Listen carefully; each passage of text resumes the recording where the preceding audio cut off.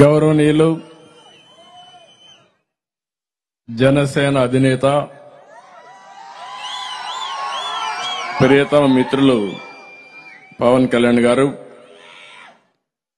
వేదిక పైనున్న తెలుగుదేశం పార్టీ జనసేన నేతలందరికీ ఈరోజు అమరావతిలో మాకు ఘన స్వాగతం పలికిన అమరావతి రైతాంగానికి, రైతు కూలీలకు, ప్రజలందరికీ కూడా పేరు పేరున మనస్ఫూర్తిగా నమస్కారాలు, అభినందనలు, శుభాభినందనలు.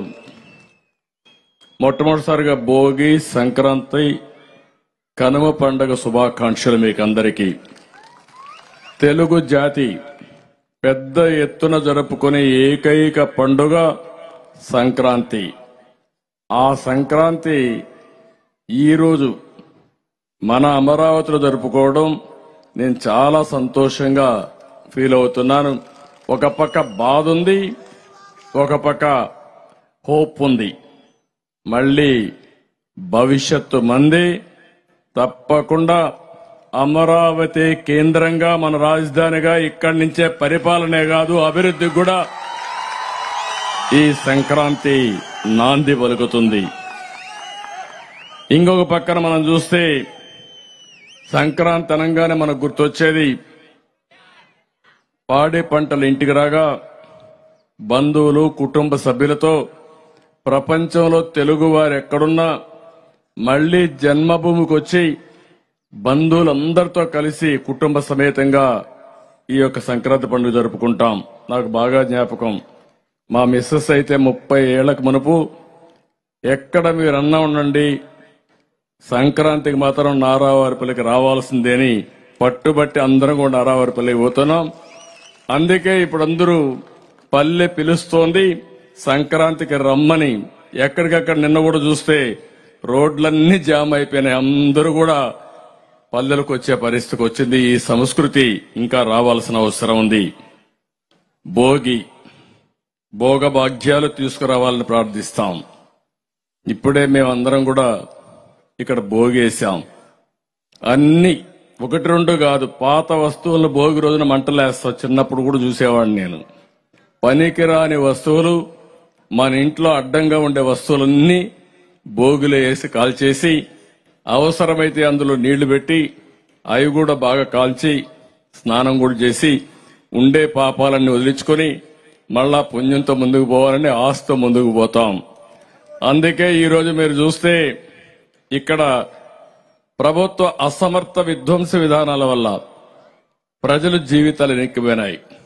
చీకటి జీవోలు, ప్రభుత్వ వ్యతిరేక విధానాలతో మీరంతా కూడా సర్వనాశనం అయిపోయాం.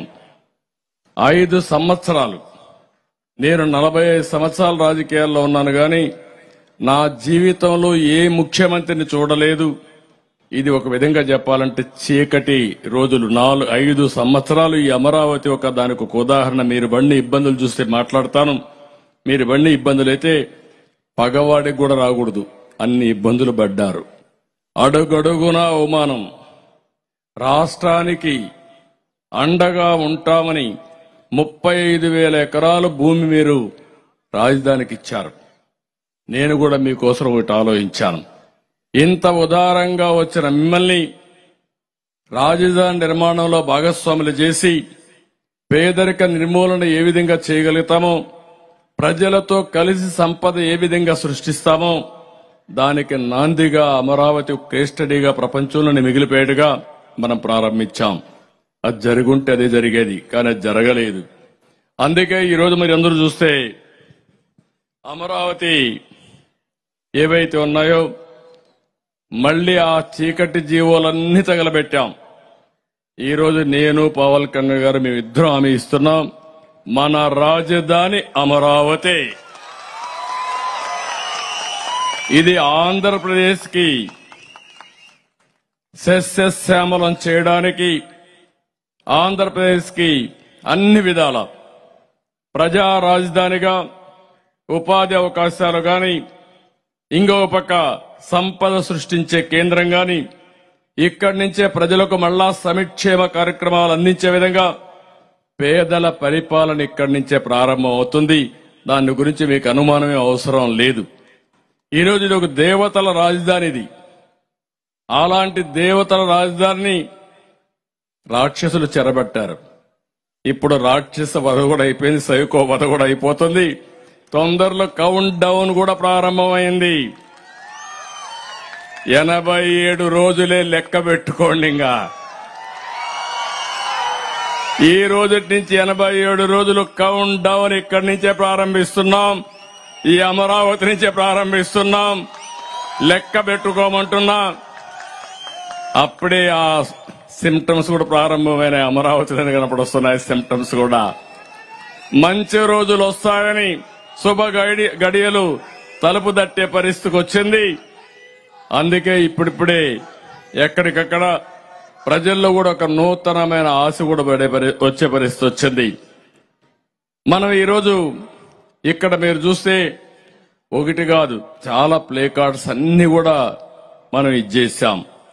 రాజకీయ హింసని, అక్రమ కేసుల్ని, మోసపు హామీల్ని, బడుగు బలహీన వర్గాలు ఉసురుదీస్తున్న మదాన్ని, ఇంకొక పక్కన మీరు చూస్తే 1-2 కాదు, జగన్ అహంకారాన్ని కూడా ఈ బోగులో తగలబెట్టాం.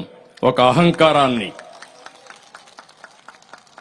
పేదల్ని పట్టి పీడిస్తున్నటువంటి ధరల పెరుగుదల, అంగన్వాడీ.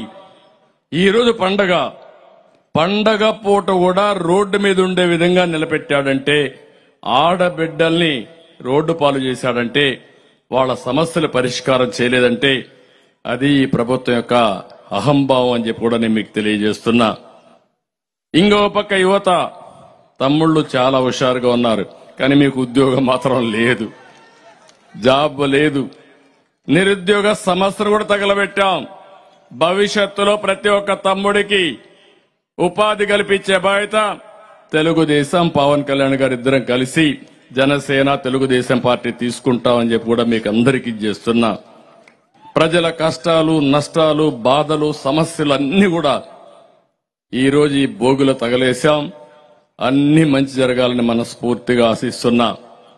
మన సంస్కృతి సాంప్రదాయాలు మీరు ఒకసారి చూస్తే, ఒక పక్క ఈరోజు భోగి, రేపు సంక్రాంతి. సంక్రాంతికి మళ్ళా ప్రతి ఒక్కరి జీవితాల్లో వెలుగు రావాలని మన పెద్దలను ఒకసారి పూజలు చేసి నివాళులర్పించి మళ్ళా మన కొత్త క్రాంతుల కోసం ముందుకు పోయే పండుగ. మన సంస్కృతిలో ఇంకో భావం చూస్తే ఎల్లుండు కనుమ పండుగ రోజున పశువులకు కూడా పూజలు చేసి పశు సంపద పెరగాలని, తద్వారా పాడి పంటలే కాదు పశు పంటలు కూడా, పశు సంపద పెరగాలని మనం ఆకాంక్షించే పరిస్థితికి వస్తున్నాం. ఇలాంటి ఒక సుసంపన్నమైనటువంటి సంస్కృతి సాంప్రదాయం తెలుగు వారి సొంతం. దాన్ని నేను గర్వపడుతున్నా. కానీ ఈరోజు నాకు ఒక బాధ కూడా ఉంది. ఈరోజు పండుగ కూడా సరిగా జరుపుకోలేని పరిస్థితిలో పేదవాళ్ళు ఉండే పరిస్థితికి వచ్చారు. ఇక్కడ మీరు చూస్తే ఒకప్పుడు సంక్రాంతి కానుకిచ్చేవాళ్ళం. 6 రకాల వస్తువులతో సంక్రాంతి కానుకిచ్చాం. అదే మరి క్రిస్మస్ గిఫ్ట్ ఇచ్చాం, రంజాన్ తోఫా ఇచ్చాం. ఈరోజు పండుగ జరుపుకోవాలంటే ధరలు విపరీతంగా పెరిగిపోయినాయి. ఒకటి కాదు, నిత్యావసర వస్తువుల ధరలన్నీ పెరిగాయి. పెట్రోల్, డీజిల్ పెరిగింది, కరెంటు ఛార్జీలు పెరిగాయి, పన్నులు పెరిగాయి. ఇంకా మీరు చూస్తే పేదవాడు బతికే పరిస్థితి లేకుండా పోయింది. 10 రూపాయలు ఇచ్చి 100 రూపాయలు దోచుకునే ప్రభుత్వం ఇది. రేపు రాబోయే రోజుల్లో జనసేన, తెలుగుదేశం పార్టీ కలిసి సంపద సృష్టించి మీకు 15 రూపాయలు ఇచ్చి ఆ 15ని 100 రూపాయలు చేసే విధానం, 100ని 1000 రూపాయలు చేసే విధానం, 1000ని 10,000 రూపాయలు చేసే విధానం, పేదవాడికి సంపద సృష్టించడం ఏకైక ధ్యేయంగా ఈ 2 పార్టీలు ముందుకు పోతాయి. చాలా మంది కనిపిస్తుంది. ఒకే ఒక ఉదాహరణ, ఈరోజు మీరు 35,000 ఎకరాలు భూమి ఇచ్చారు. తిరిగి మీకందరికీ ల్యాండ్ పూలింగ్ లో భూమి ఇచ్చాం. మిగిలిన భూమి ఇక్కడ కావాల్సిన రోడ్లకు గాని, పార్కులకు గాని, కొన్ని ప్రభుత్వ సంస్థలకు గాని, కొన్ని ప్రైవేట్ సంస్థలు రావాలంటే వాళ్ళకి ఇవ్వడానికి కూడా భూమి పెట్టుకుని ఇంకా 8,000 నుంచి 10,000 ఎకరాలు మిగులుతుంది. ఆ 8,000 ఎకరాలు 10,000 ఎకరాలు అమ్మితే ఒకప్పుడు నేనున్నప్పుడైతే బిగినింగ్ లోనే 10 కోట్ల ఎకరా అమ్మింది. ఇప్పుడు తగ్గిపోయింది, మళ్ళా పెరుగుతా ఉంది. నిన్న మొన్న పెరిగే సిమ్టమ్స్ కనపడొస్తున్నాయి. అంటే మళ్ళా తెలుగుదేశం జనసేన అధికారంలోకి వస్తుందని ప్రజలు కూడా నిర్ణయించుకున్నారు. అందుకే ఒక ఆశ కూడా పెరిగింది. కానీ ఇక్కడ మీరు గుర్తుపెట్టుకోవాల్సింది, ఆ 8,000 10,000 కోట్ల రూపాయలు 8,000 ఎకరాలు కనుక ఉంటే కొద్ది కొద్దిగా మనం అమ్ముకుంటూ ఉంటే, మార్కెట్ రేటుకి అమ్ముంటే 1,00,000 కోట్ల రూపాయల సంపద ఆ రోజుది. ఇదే 30 కోట్లకు అమ్మితే 3,00,000 కోట్ల సంపద. హైదరాబాద్ లో మీరు ఒక్కసారి ఆలోచిస్తే, హైటెక్ సిటీ ఎదురుగా నేను మొట్టమొదటిసారిగా ప్రారంభించినప్పుడు ఎకరా 1,00,000 రూపాయలు. అలాంటిది ఈరోజు 100 కోట్ల రూపాయలు అమ్మే పరిస్థితికి వచ్చింది. అంటే ఎన్ని రెట్లో మీరు ఒక్కసారి ఆలోచించుకోవాలి. అది సంపద సృష్టించే మార్గం. ఒకసారి ఇక్కడ బిల్డింగ్స్ వచ్చినా, ఆఫీసులు వచ్చినా, హాస్పిటల్స్ వచ్చినా మళ్లీ ప్రభుత్వ ఆదాయం పెరుగుతుంది. ప్రతి ఒక్కరికి ఉపాధి వస్తుంది. మళ్ళా వాళ్ళ నిత్యావసర వస్తువులు గాని వాళ్ళకి అవసరం కొంటే మళ్ళా దానిపైన గవర్నమెంట్కి ఆదాయం వస్తుంది. అదే సంపద సృష్టించడం దుర్మార్గుడు ప్రారంభించాడు. ప్రజా వేదికతో విధ్వంసానికి నాంది పలికి 5 సంవత్సరాల్లో కూల్చడం తెలుసు గాని నిర్మాణం తెలియని వ్యక్తి ఈ ముఖ్యమంత్రి అని చెప్పి కూడా నేను మీకు తెలియజేస్తున్నా. అందుకే మేము హామీ ఇస్తున్నాం, తప్పకుండా భవిష్యత్తులో ప్రతి ఒక్క వర్గానికి న్యాయం చేసే బాధ్యత, నిరుపేదలకు అండగా ఉండే బాధ్యత తెలుగుదేశం పార్టీ జనసేన తీసుకుంటాం. రైతులకు ఎన్ని కష్టాలు ఈ 5 ఏళ్లలో మామూలు కాదు.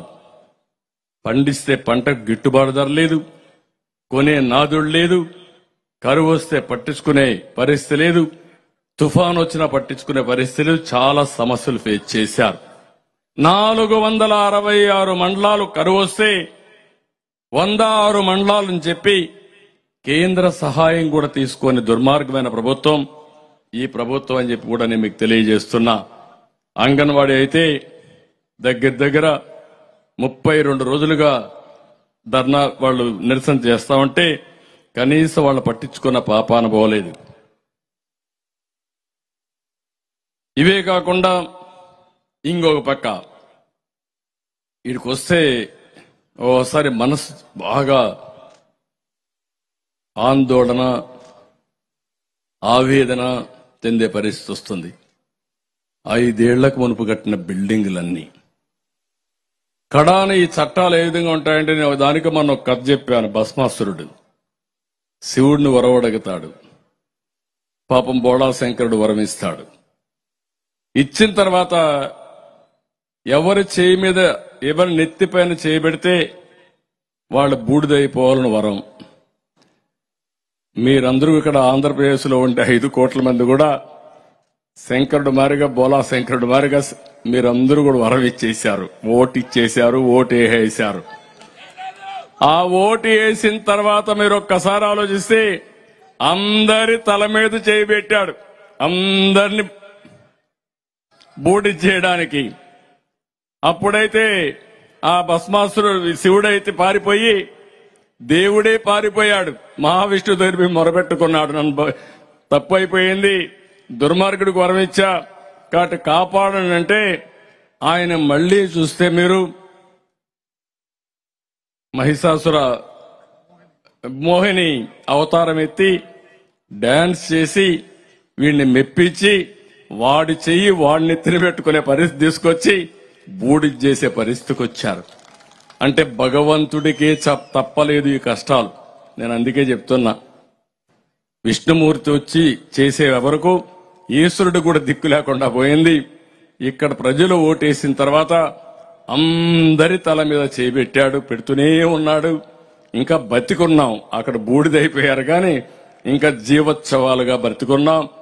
అందుకే నేను అడుగుతున్నా, మళ్ళా మీకు ఒకే అవకాశం, 87 రోజులు ప్రతి ఒక్కరుగా ఆలోచించుకుని కులాలకు అతీతంగా, మతాలకు అతీతంగా, ప్రాంతాలకు అతీతంగా అందరూ కలిసి ఒకే దారికి రావాలి.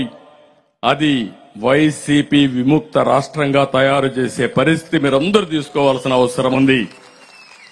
ఆ ఉద్యమానికే నేను గాని జనసేన గారు గాని మీకు ఇవ్వరు. ఇంక 87 రోజులు ఓపి పట్టాలా, కోర్టుకు పోవాలా? మిమ్మల్ని అభినందిస్తున్నా. 5 ఏళ్లు పోరాడారు.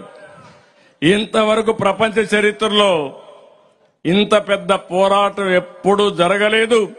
అంత పెద్ద పోరాటం చేసిన ఇక్కడ రైతాంగాన్ని, ప్రత్యేకంగా ఆడబిడ్డల్ని మనస్ఫూర్తిగా అభినందిస్తున్నా. మామూలుగా జరగలేదు.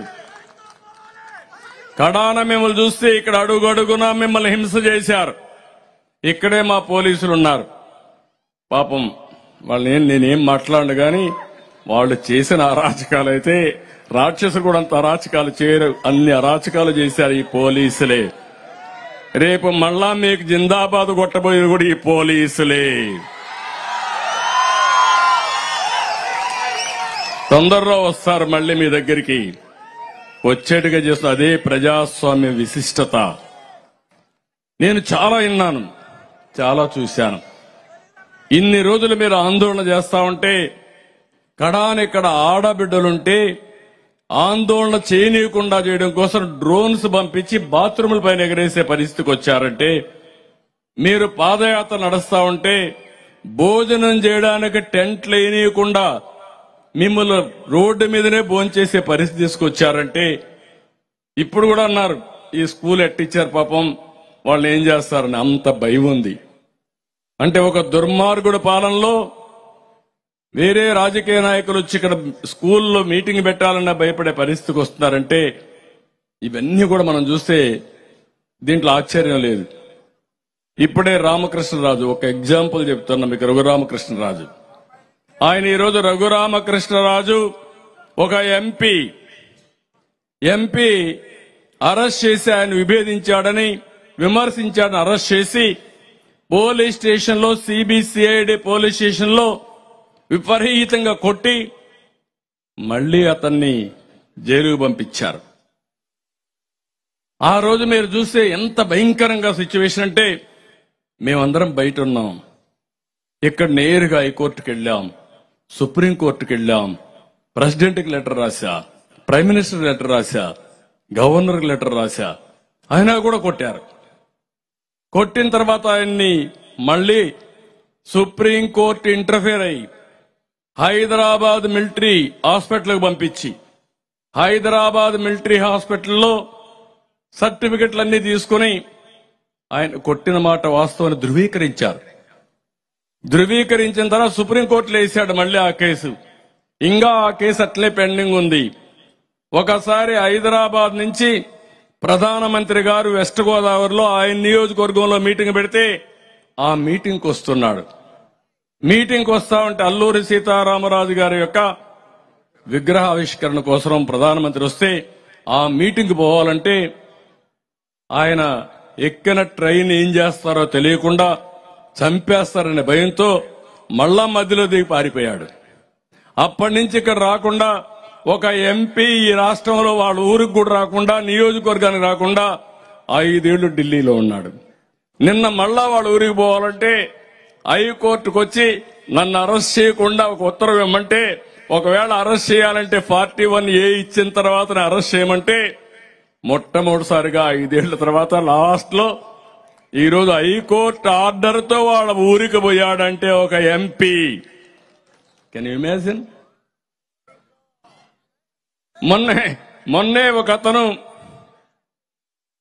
అమెరికాలో తెలుగుదేశం పార్టీకి జనసేనకి మనం పోరాడే విషయాల్లో అక్కడక్కడ పోస్టులు పెడుతున్నాడని వాళ్ళ తల్లికి బాగాలేకపోతే యశస్వి వాళ్ళ తల్లికి బాగాలేకపోతే వచ్చాడు. వస్తానే ఆయన్ని అరెస్ట్ చేశారు ఎయిర్పోర్ట్ లో. అరెస్ట్ చేసిన తర్వాత పాస్పోర్ట్ లాక్కున్నారు. ఆ పాస్పోర్ట్ లాక్కుంటే కోర్టుకు వచ్చి పాస్పోర్ట్ మరి లాక్కున్నారని చెప్పారు. 41A నోటీసులు మేమందరం పోయినాక పంపించారు. మళ్లీ తిరుపతిలో కేసు ఇచ్చారు.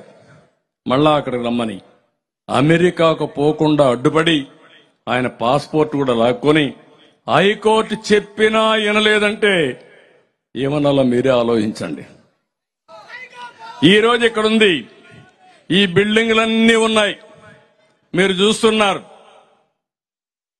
ఆ రోజు మనం కట్టిన అమరావతి అసెంబ్లీలోనే సమావేశాలు, మనం కట్టినటువంటి సెక్రటరియట్ లోనే కేబినెట్ సమావేశాలు, హైకోర్టు ఇక్కడి నుంచే ఫంక్షనింగ్.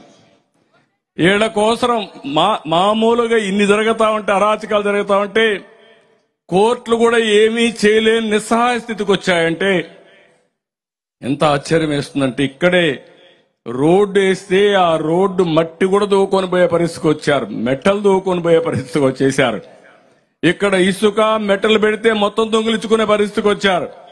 హైకోర్టు యొక్క జడ్జెస్ కట్టినటువంటి ఇండ్లు కూడా పూర్తి చేయలేదు 5 ఏళ్ల తర్వాత. ఎమ్మెల్యేలకు కట్టిన వాళ్లకు, స్టాఫ్ కట్టిన ఇండ్లు ఏది పూర్తి చేయలేదు. కానీ ఎంత అవస్థపడ్డారంటే, మీరు నిన్న కూడా అమరావతి కాకుండా 3 రాజధానులని విశాఖపట్నానికి పోతానంటే మళ్ళా మీరు ఫైట్ చేసి కోర్టుకు పోతే మళ్ళా సుప్రీంకోర్టులు రావడం, మళ్ళా హైకోర్టుకు రావడం, మీరు ఎక్కిన గడప దిగిన గడపే లేదు. 5 ఏళ్లు మీరు పోరాడారు. Hands off to you. మీ ధైర్యానికి మెచ్చుకుంటున్నా.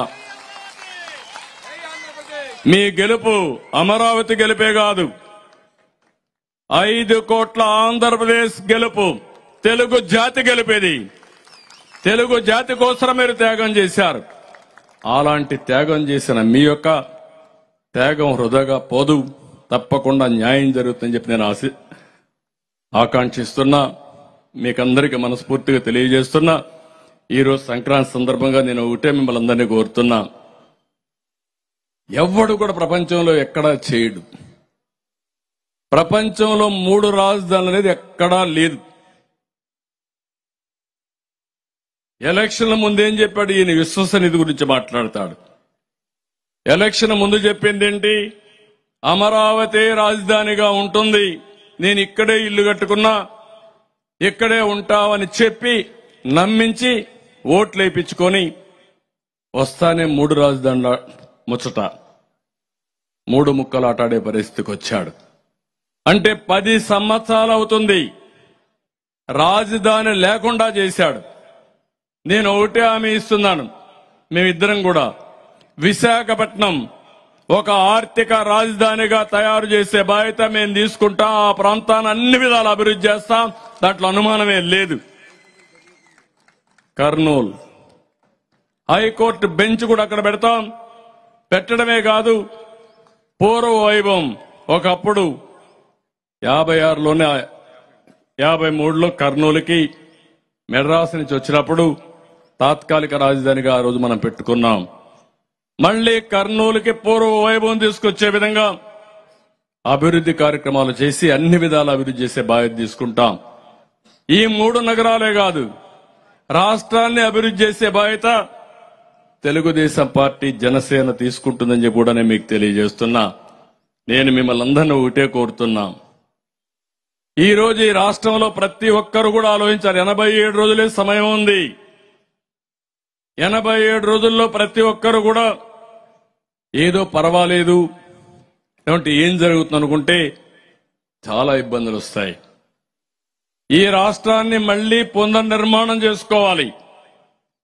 ఏదో నాకేదో అధికారం కోసమో పవన్ కళ్యాణ్ అధికారం కోసం కాదు, తెలుగుదేశం జనసేన కోసం కాదు, తెలుగు జాతి కోసరం, 5 కోట్ల జనాభా కోసరం, మీ భవిష్యత్తు కోసరం, మీ పిల్లల భవిష్యత్తు కోసరం రాష్ట్రం మొత్తమే ఆలోచించాలి. ఇక్కడుండే అమరావతి రైతులే కాదు, అమరావతిలో ఒక వర్గం కాదు, ఒక కులం కాదు, ఒక గ్రామం కాదు, అన్ని వర్గాల కోసరం, అన్ని వర్గాల భవిష్యత్తు కోసరం మీరు ఆలోచించాల్సిన అవసరం ఉంది. అందుకే సంక్రాంతి నేను చాలా స్పష్టంగా చెప్పాను, ఒక సంకల్పం చేయాలి. ఈరోజు తెలుగు జాతి అన్ని విధాల ముందుకు పోయే పరిస్థితికి వచ్చింది. ఈరోజు తెలంగాణ, హైదరాబాద్ ఉంది. ఆ రోజు వేసిన ఫౌండేషన్ ఎన్ని రోజులు? 25 ఏళ్లు, 30 ఏళ్లే. ఈరోజు హైదరాబాద్ మీరు చూస్తే ఎక్కడికో వెళ్లే పరిస్థితి వచ్చింది. దేశంలోనే ఎక్కువ ఆదాయం వచ్చే రాష్ట్రం, తలసరి ఆదాయం వచ్చే రాష్ట్రం తెలంగాణ రాష్ట్రంగా తయారైందంటే దానికి కారణం హైదరాబాద్. దాంట్లో సైబరాబాద్ తీసుకొచ్చాం, నాలెడ్జ్ ఎకానమీ పోయాం. మీ ఊర్లో మీరు చూడండి, ఇక్కడి నుంచి పోయిన వాళ్ళు, ఐటీ చదువుకున్న వాళ్ళు, వ్యాపారం చేసేవాళ్ళు ప్రపంచం మొత్తం రాణించారు. కానీ ఈ రాష్ట్రంలో మాత్రం రాణించలేకపోయాం. కాబట్టి మా ఇద్దరు ఆలోచన కూడా ఒకటే, తెలుగువారు ప్రపంచం అంతా కూడా నెంబర్ 1 గా ఉండాలనేది మా ఆకాంక్ష. 2047కి ప్రపంచంలో ఎక్కడ చూసినా తెలుగు జాతి నెంబర్ 1 గా చేయడం మా ధ్యేయం, మా ఆశయం. ఇది జరుగుతుంది. అదే సమయంలో ఈ రాష్ట్రాన్ని కాపాడుకునే బాధ్యత మా ఇద్దరిపైనే కాదు, తెలుగుదేశం జనసేన కార్యకర్తలపైనే కాదు, ప్రతి ఒక్కరిపైన ఉంది. ఇప్పటికైనా పోలీసు వ్యవస్థ కూడా మారాల. ఇంకా కూడా మారకపోతే మిమ్మల్ని దేవుడు కూడా క్షమించడు. నేను చాలా స్పష్టంగా చెప్తున్నా, అపీల్ చేస్తున్నా, గట్టిగా కూడా చెప్తున్నా. నేను కూడా 14 ఏళ్లు మిమ్మల్ని చూశా. మీరెప్పుడు కూడా దుర్మార్గుడి చేతల్లో బలైపోయారు, అప్రతిష్ట పాలు తెచ్చుకున్నారు. ఈ రోజైనా సంక్రాంతి సంకల్పం చేయండి. ఈ రాష్ట్రంలో మొట్టమొదటిసారిగా సంక్రాంతి సంకల్పం చేయాల్సింది మా పోలీసు వాళ్ళు చేయాల. మీ పిల్లల కోసం మీరు ఆలోచించుకోండి. మారండి. మారకపోతే ప్రజాస్వామ్యం మిమ్మల్ని కూడా మారుస్తుంది, ప్రజలే మిమ్మల్ని మారుస్తారు, మిమ్మల్ని వదిలిపెట్టరు. అలాంటి చెడ్డ పేరు తెచ్చుకోవద్దని మాత్రం పోలీసులు కూడా కోరుకుంటూ, మరొక్కసారి అందరినీ కోరేది, ఈ 3 రోజుల్లో తెలుగు జాతి మొత్తం సంకల్పం చేయాలి. రాతి యుగం పోవాలి, స్వర్ణ యుగం రావాలి. దీనికోసం మనందరం కూడా ఎక్కడికక్కడ చేయాల్సిన అవసరం ఉంది. ఈరోజు పండగేమో భోగి, పాలకుడేమో మానసిక రోగి. ఈ మానసిక రోగిని వదిలించుకోవడం మనందరి బాధ్యత. మీరు 5 ఏళ్లు నిర్ణయాలు చూడండి, మామూలు వ్యక్తులు ఎవ్వరు చేయరు ఒక మానసిక రోగి అయితే తప్ప. ఆ రోగం ఏంటో మీకే తెలుసు, నేను చెప్పక్కర్లేదు. తెలుసా మీకు అందరికీ? యువత అందరికీ అర్థమైందా లేదు ఇప్పటికైనా? కాబట్టి ఏదైనా యాక్షన్ తీసుకుంటే ఈ పోలీసులు ఆ మానసిక రోగి పైన యాక్షన్ తీసుకోవాలి, కానీ ఈ పేద ప్రజలపైన కాదు. ఆ విషయం కూడా గుర్తుపెట్టుకోని వాళ్ళందరినీ కోరుకుంటూ మరొక్కసారి happy Sankranti, happy Bhogi, happy Kanuma. ఇంకా మీకు ఏం అనుమానం అవసరంలా, మంచి రోజులు వచ్చేస్తున్నాయి, మంచి రోజులు వచ్చాయి. రాబోయే సంవత్సరం ఇదే ప్రాంతంలో సంక్రాంతి బ్రహ్మాండంగా భోగేసుకుని, సంక్రాంతి కూడా బ్రహ్మాండంగా చేసుకుని ప్రపంచానికి తెలియజేసే రోజు తొందరలోనే వస్తుంది. అలాంటి పరిపాలనకు ప్రారంభం చేస్తామని మరొక్కసారి మీ అందరికీ హామీ ఇస్తూ, రాష్ట్ర ప్రజలందరికీ కూడా ఈ సంక్రాంతి సందర్భంగా ఊర్లో ఉంటారు, అందరూ కూడా సంకల్పం చేయండి. ఇలాంటి ఎవరు రాజకీయాల్లో నేను ఎప్పుడూ మాట్లాడలేదు, కానీ ఇలాంటి వ్యక్తి, రాజకీయాలకు అర్హత లేని వ్యక్తి ఈరోజు రాష్ట్రంలో ముఖ్యమంత్రిగా ఉండడం మనం దురదృష్టం. కాబట్టి ఇన్ని కూడా మీరు ఆలోచించుకో ముందుకు పోవాల్సిందిగా మరొకసారి కోరుకుంటూ, ఈరోజు మంచి కార్యక్రమం, ఆతిథ్యం ఇచ్చినటువంటి అమరావతి రైతాంగానికి, ఆ రోజు ఆంధ్రప్రదేశ్ ప్రజల కోసం పనిచేశారు, ఈ రోజు మమ్మల్ని పిలిపించి మీ సంఘీభావాన్ని తెలియజేశారు. మీ అందరికీ పేరు పేరున మనస్ఫూర్తిగా అభినందనలు, ధన్యవాదాలు, కృతజ్ఞతలు. Thank you.